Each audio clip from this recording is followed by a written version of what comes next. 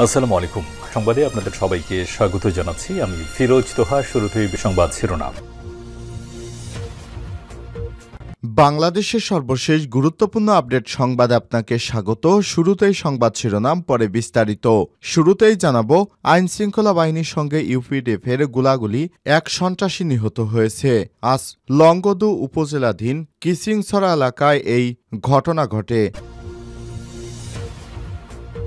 এরপর জানাবো, রূপপুর পারমাণবিক বিদ্যুৎ কেন্দ্রের দুর্নীতি, শেখ হাসিনার বোন শেখ রেহানা এবং শেখ হাসিনার বোনের মেয়ে টিউলিপ সিদ্দিকীর এনআইডি তথ্য নিয়েছে দুদক।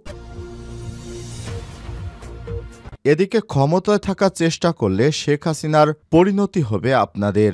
বিএনপির জাতীয় স্থায়ী কমিটির সদস্য আমির খসরু মাহমুদ চৌধুরী অন্তর্বর্তীকালীন সরকারকে হুঁশিয়ারি দিয়ে বলেছেন, দ্রুত নির্বাচন না দিলে ক্ষমতায় টিকে থাকার চেষ্টা করলে ভয়াবহ পরিণতি হবে।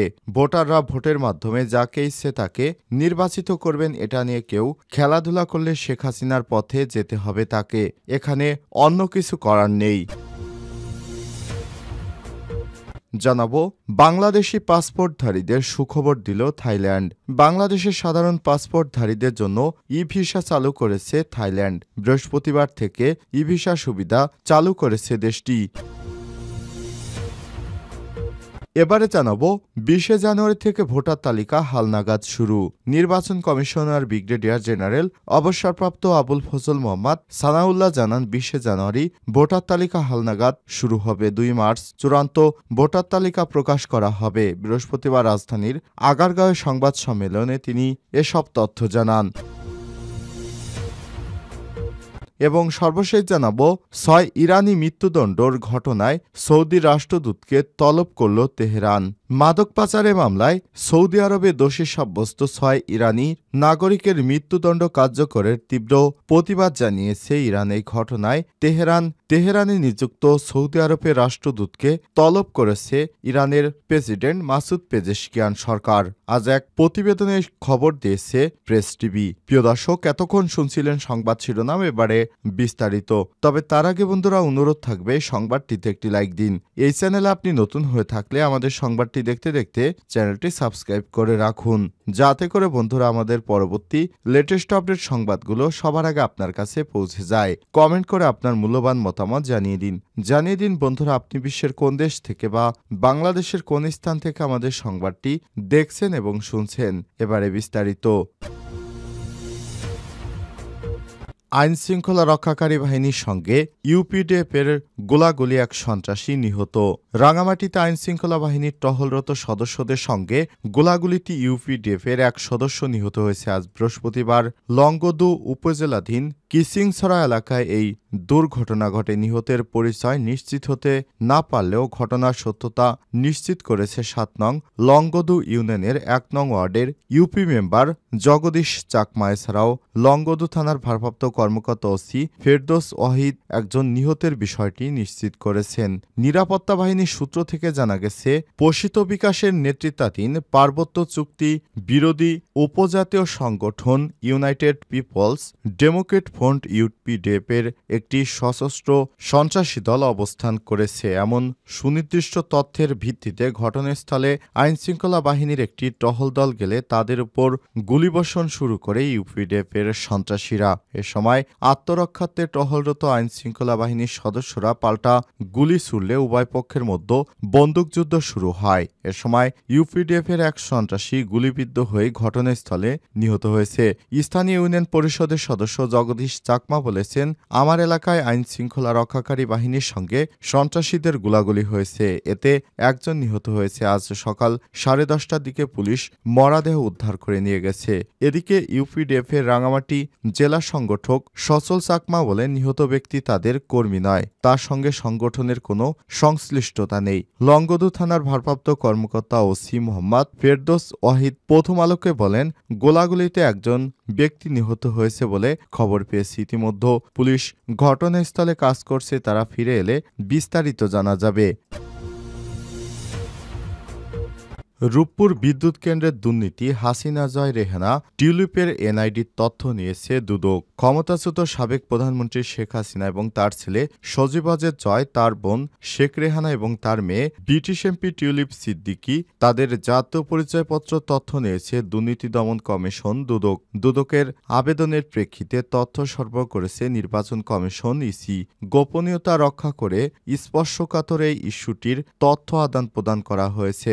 জাতীয় পরিচয়পত্র তথ্য ঘেঁটে দেখা যায়, দুই বোনের কেউই পিতামাতার নামের আগে জাতির পিতা বঙ্গবন্ধু শেখ মুজিব উল্লেখ করেননি। পিতার নামের আগে বঙ্গবন্ধু লেখা আছে। শেখ হাসিনার শিক্ষাগত যোগ্যতা স্নাতকোত্তর লেখা থাকলেও তার বোন শেখ রেহানার শিক্ষাগত যোগ্যতার কোনো তথ্য উল্লেখ করেননি।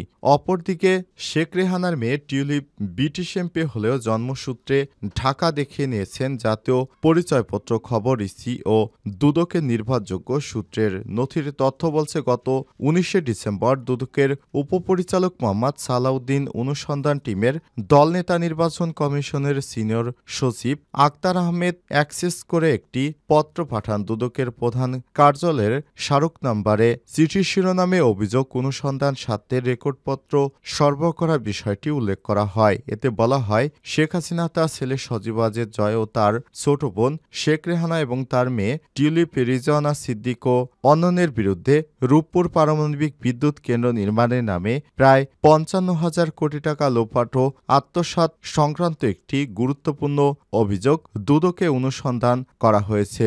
অভিযোগের সুষ্ঠু তদন্তের স্বার্থে সংশ্লিষ্ট ব্যক্তিবর্গের তথ্যাদি ও রেকর্ডপত্র সংগ্রহ সাপেক্ষে আলোচনা করা একান্ত প্রয়োজন। এই লক্ষ্যে সংশ্লিষ্ট জাতীয় পরিচয়পত্রের তথ্যাদি, রেকর্ডপত্র ও ফিঙ্গারপ্রিন্ট সত্যায়িত ফটোকপি দরকার। চিঠিতে চাওয়া তথ্যসমূহ পত্র প্রাপ্তির সাপেক্ষে ২২ ডিসেম্বর এর মধ্যে সরবরাহের অনুরোধ জানানো হয়েছে। ক্ষমতায় থাকার চেষ্টা করলে শেখ হাসিনার মতো পরিণতি হবে। বিএনপির স্থায়ী কমিটির সদস্য আমির খসরু মাহমুদ চৌধুরী অন্তর্বর্তীকালীন সরকারকে হুঁশিয়ারি দিয়ে বলেছেন, দ্রুত নির্বাচন না দিলে ক্ষমতায় টিকে থাকার চেষ্টা করলে ভয়াবহ পরিণতি হবে আপনাদের। ভোটাররা ভোটের মাধ্যমে যাকে ইচ্ছে তাকে নির্বাচিত করবেন। এটা নিয়ে কেউ খেলাধুলা করলে শেখ হাসিনার পথে যেতে হবে। এখানে অন্য কিছু করার নেই। আজ বিকেলে বাংলাদেশ জাতীয়তাবাদী দল উপলক্ষে চট্টগ্রাম ১৬ শহরে বিপ্লব উদ্যানের র্যালিপূর্ব এক সমাবেশে হুঁশিয়ারি দেন আমির খসরু। বিএনপির এই নেতা আরও বলেছেন, আন্দোলনের নামে আজ আমরা নতুন নতুন বয়ান শুনছি। আন্দোলন ছিনতাই করে নিয়ে যেতে যাচ্ছে। আন্দোলনে কি হাইজ্যাক করার মতো বিষয়? আন্দোলন কি এমন এক জিনিস যে হাইজ্যাক করে বাড়িতে নিয়ে যেতে পারবেন? বয়ান দেওয়ার আগে একটু চিন্তা করে দেখবেন। আমরা এই আন্দোলনকে প্রশ্নবিদ্ধ করতে চাই নাই। আন্দোলন ১৮ কোটি মানুষের আন্দোলন। এ সময় তিনি আরও বলেছেন, অন্তর্বর্তীকালীন সরকারের দায়িত্ব হচ্ছে শান্তিপূর্ণভাবে ক্ষমতা নির্বাচিত সংসদ সরকারের হাতে তুলে দেয়া। এর বাইরে আর কোনো কিছুর দায়িত্ব নেই। এই সংস্কারের গল্প হচ্ছে সেগুলো হবে আগামী সংসদে, অর্থাৎ নির্বাচিত সংসদ সদস্যরা যত সংস্কার প্রয়োজন তা করবে। যৌথ বাহিনীর সঙ্গে সন্ত্রাসীদের গোলাগুলি, ইউপিডিএফ সদস্য নিহত।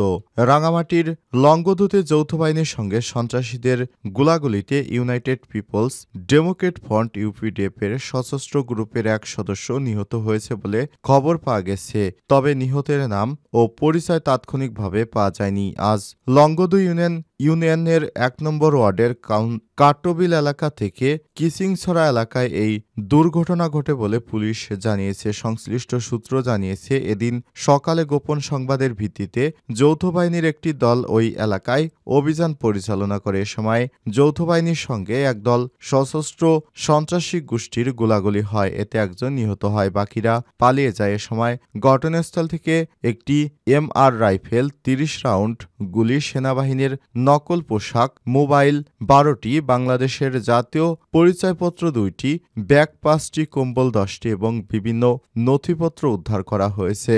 লংগদু বাঘাইছড়ি থানার সার্কেল এসপি মাহমুদুল হাসান ঘটনার সত্যতা নিশ্চিত করে বলেন, এ এলাকায় যৌথ বাহিনীর বিশেষ অভিযান চলাকালে ইউপিডিএফ এর এক সশস্ত্র গ্রুপের সঙ্গে গোলাগুলির ঘটনা ঘটে। এতে এক সন্ত্রাসী নিহত হয়েছে বলে জানতে পেরেছি।